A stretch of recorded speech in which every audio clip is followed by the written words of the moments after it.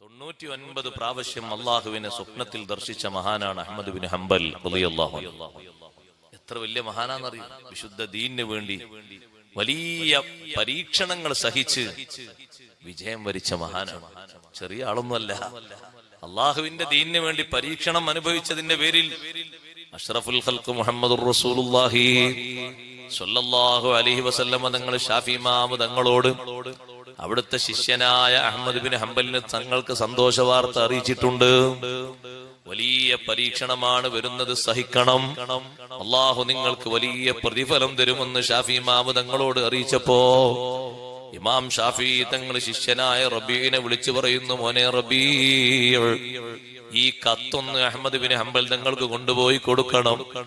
ആ കത്ത് കൊണ്ടുപോയി കൊടുത്തപ്പോ ചോദിച്ചു അഹ്മദ് ബിൻ ഹംബൽ തങ്ങൾ, മോനെ നീ ഇത് പൊട്ടിച്ച് വായിച്ചിരുന്നോ? ഇല്ല ഉസ്താദേ. ഷാഫി ഇമാം തങ്ങൾ, ഉസ്താദ് ഈ കത്ത് തന്ന അങ്ങനെ തന്നെ ഞാൻ കൊണ്ടുവന്നിട്ടുണ്ട്. ആ കത്തങ്ങ് പൊളിച്ച് വായിച്ചപ്പോ അഹ്മദ് ബിൻ ഹംബൽ തങ്ങൾ സന്തോഷം കൊണ്ട് കരഞ്ഞുപോയി. എന്താണ് ആ കത്തിന്റെ ഉള്ളടക്കം? ഞാൻ ഇന്നലെ അഷ്റഫുൽ ഖൽഖ് സല്ലല്ലാഹു അലൈഹി വസല്ലം തങ്ങളെ കണ്ടു. തങ്ങൾ എന്നോട് പറഞ്ഞു നിങ്ങളോട് ക്ഷമിക്കാൻ പറയാൻ. വലിയ പരീക്ഷണം നിങ്ങൾക്ക് വന്നാൽ നിങ്ങൾ ക്ഷമിക്കണം. ഒരുപാട് പരീക്ഷണം നിങ്ങൾ ഏറ്റുവാങ്ങിയില്ലേ?